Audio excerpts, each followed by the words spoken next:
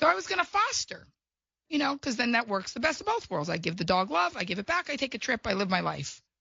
So I was going to foster. So I went to this place on Fairfax called Barkin' Bitches because they say nothing is free in L.A.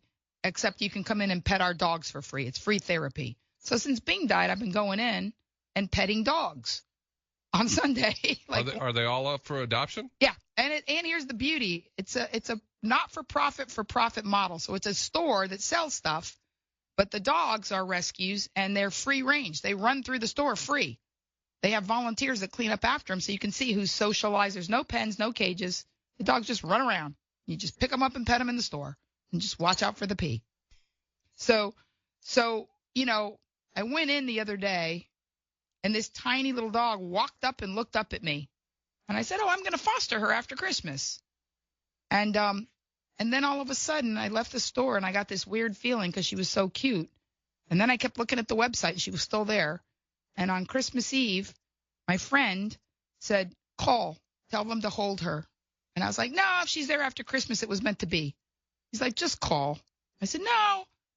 So I called on Christmas Eve and I said, hey. And they had her on the website as Hobbit. And they had her as a male. Well, she's a girl. And I said, hey, is Hobbit there?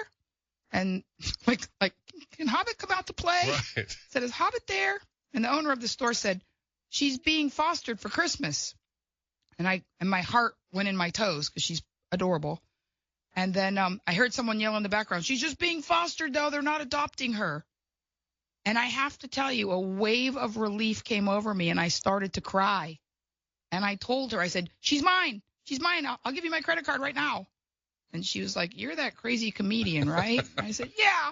I go, we don't need your credit card. She'll be here. And I landed from San Francisco, went straight there. And God looks after fools and drunks, and I don't drink, so Merry Christmas.